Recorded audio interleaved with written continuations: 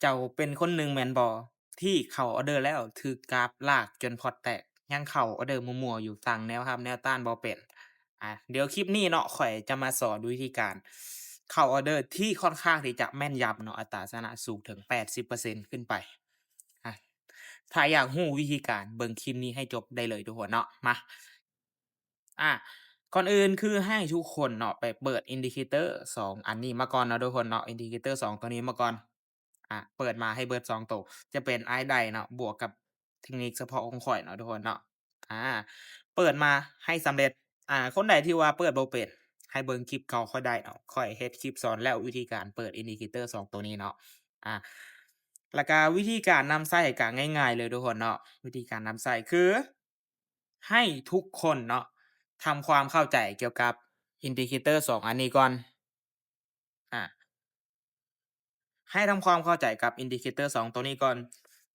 คือวิธีที่1เนาะให้ทุกคนสังเกตเส้นบางๆ3เส้นนี้ก่อนอ่า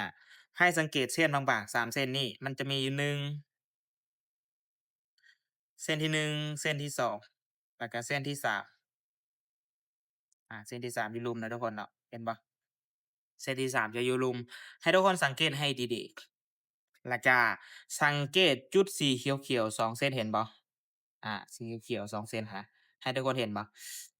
ถ้าหากว่าเป็นสีเขียวแสดงว่าตลาดแม่นจะเป็นเทรนขาขึ้นถ้าหากว่าเป็นสีแดงตลาดจะเป็นเทรนขาลงให้ทุกคนเข้าใจแบบนี้ก่อนโอเคก่อนอื่นเราต้องรอให้ได้เนาะทุกคนเนาะเทคนิคตัวนี้คือเราต้องรอให้ได้เพราะว่ามันจะมีสัญญาณบอกเนาะทุกคนเนาะเราต้องรอจนกว่าเส้นตัวนี้มันจะทะลุลงมาก่อนเนาะทุกคนเนาะทะลุเส้นสีบางๆตัวนี้นี่ให้มันทะลุลงมาแบบนี้เนาะทุกคนเนาะให้มันทะลุลงมาแบบนี้แล้วเราจังค่อยไปเข้าออร์เดอร์นะทุกคนเนาะ คือจุดนี้มันทะลุบ่มันทะลุเนาะทุกคนเนาะสังเกตเส้นน้อยๆเนาะมันทะลุลงมาบ่มันทะลุลงมาเนาะหลักการต้องรอจนกว่าจะมีสัญญาณบ่ายมาก็คือจะเป็นเส้นสีเขียวๆ2เส้นเนาะทุกคนเนาะเห็นบ่มันจะเป็นเส้นขีดมาแบบนี้2เส้นสังเกตเห็นปุ๊บมันทะลุลงมาแล้วมีสัญญาณบ่ายเราจะค่อยเปิดออร์เดอร์ซื้อเนาะเราก็เข้าไปใน Optify แล้วก็เปิดออร์เดอร์หรือจะเข้าไปในแอปเทรดเลยไปเปิดออร์เดอร์อยู่หั้นได้เลยอา แล้วมันเป็นจั่งใดกราฟมันขึ้นบ่ขึ้นเนาะทุกคนเนาะมันขึ้นไป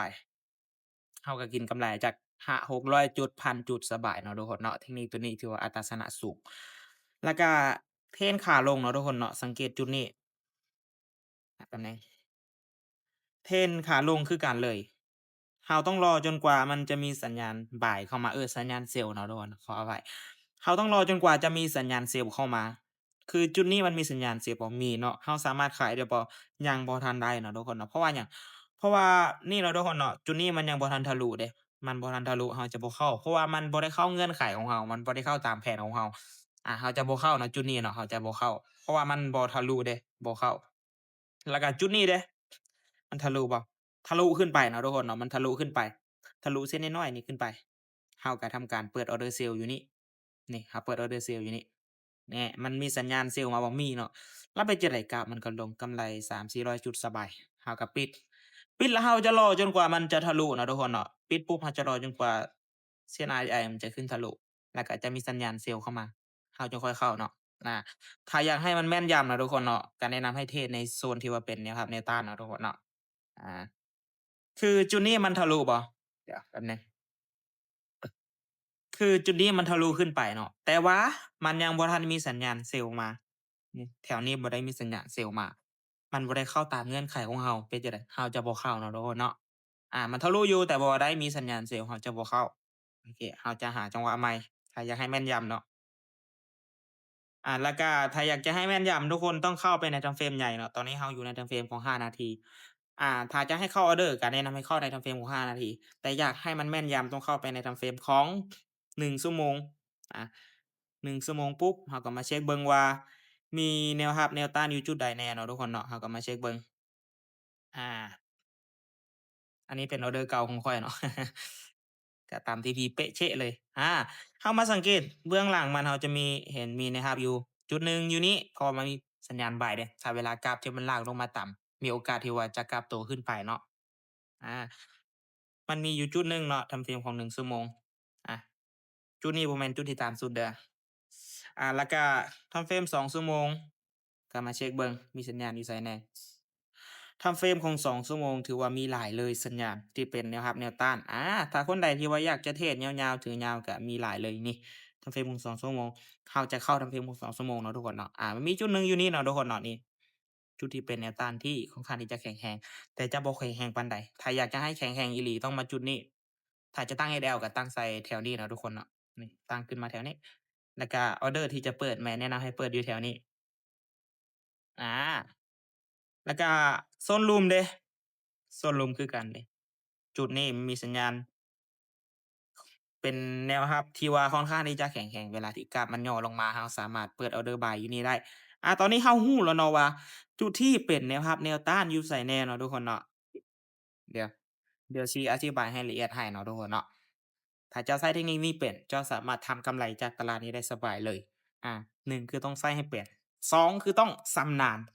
เอาง่ายๆคือเจ้าต้องชำนาญเจ้าถึงจะสามารถทำกำไรจากมันได้บ่ต้องไปเรียน108วิธีดอกเพียงแต่เจ้าชำนาญในเทคนิคใดเทคนิคหนึ่งที่ว่าค่อนข้างที่จะแม่นยำเจ้าต้องเชื่อมั่นเทคนิคของตัวเองเนาะแล้วก็เข้าตามแผนถึงจะมีกำไรถ้าเจ้ามั่วเลยเจ้าบ่สามารถทำกำไรได้มันบ่ต่างจากการพนันเนาะทุกคนเนาะแล้วก็คือจุดนี้เห็นบ่มันจะมี 1 2 3 4 5มันจะมีสัญญาณบ่ายมาอยู่ที่ว่าเป็นแนวรับค่อนข้างที่จะแข็งแรงวิธีการคือง่ายๆเลยถ้ากำลงมาต่ำปุ๊บนี่สมมุติว่ากราฟมันย่อลงมาเนาะทุกคนเนาะสมมุติว่ากราฟมันย่อลงมาแถวนี้เราก็เปิดออร์เดอร์ buy อยู่นี่คือค่อยส่งซิกลงกลุ่มค่อยๆก็ใช้เทคนิคตัวนี้เนาะทุกคนเนาะอาเดี๋ยวแป๊บหนึ่งเดี๋ยวสิโคดออกมาก่อนอาแล้วก็SL แม่นเราจะตั้งใส่แถวทั้งรุมเลย ตั้งใส่แถวนี้ก็ได้ ถ้ามันทะลุลงมาเราก็จะให้มันต่ำ SL แล้วก็รอหาจังหวะใหม่เข้าเนาะทุกคนเนาะเราต้องยอมขาดทุนเพราะว่าข้อยได้ไปแบ็กเทรดมาแล้วเทคนิคตัวนี้10เทื่อมันจะแพ้อยู่ประมาณราวๆ2-3เทื่ออัตราชนะก็ประมาณ80%อัตราแพ้ก็20%ถึง30%มันบ่มีเทคนิคใดดอกที่ว่ามันจะมีอัตราชนะ100%เข้าปุ๊บได้กำไรปั๊บมันบ่มีทุกคนข้อยกล้าการันตีเลยอาเราจะตั้ง SL ใส่ทั้งรุมแล้วก็บัดนี้เราจะมาเบิ่งให้ทำเฟรมของ5นาทีว่าเราควรเข้าจุดใดที่ว่ามันแม่นยำที่สุดเฟรมของ5นาที